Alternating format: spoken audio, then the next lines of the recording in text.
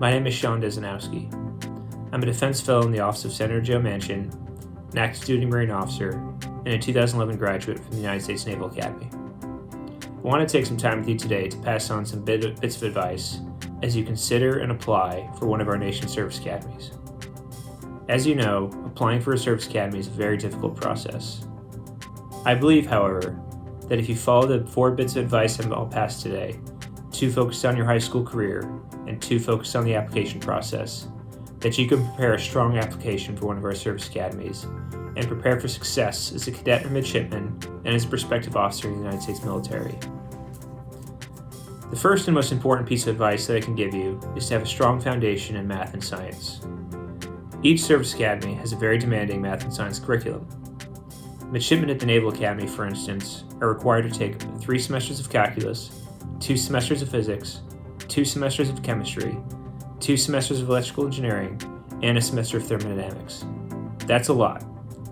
Take it from someone who occasionally struggled at the Naval Academy with math and science that the stronger foundations you could build in high school will translate to success as a midshipman or cadet and will help you in your application for the service academy.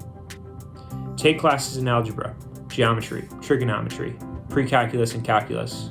Strive for the best grades that you can get in any one of these courses, and if you can take an AP class in any of these courses, do it.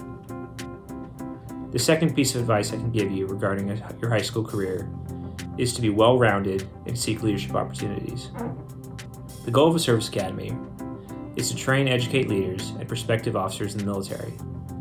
You can improve your chances of acceptance to one of the service academies and by starting this development now. Right now, you should participate in a varsity sport, a club in your high school, or a job or activity in your local community. More importantly, no matter what you do outside of your classes, seek opportunities to lead. Moving on to your application. As you apply for a service academy, you will rely upon teachers, coaches, mentors, employers, and community leaders to help you along the way. You should reach out to these individuals early and ask for letters of recommendation. The earlier you ask them for a letter of recommendation, the more likely they will write you a strong and thoughtful letter that will help your application. Finally, remember that you are applying for an opportunity to serve our nation as an active duty officer in the armed forces.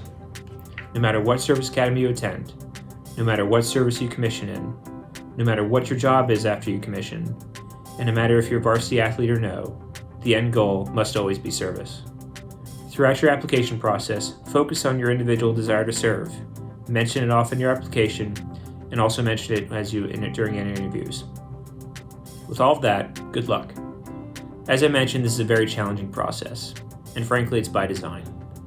You're seeking the privilege to lead and serve soldiers, sailors, Marines, Coast Guardmen, or Guardians in some of the most difficult circumstances that a person can go through.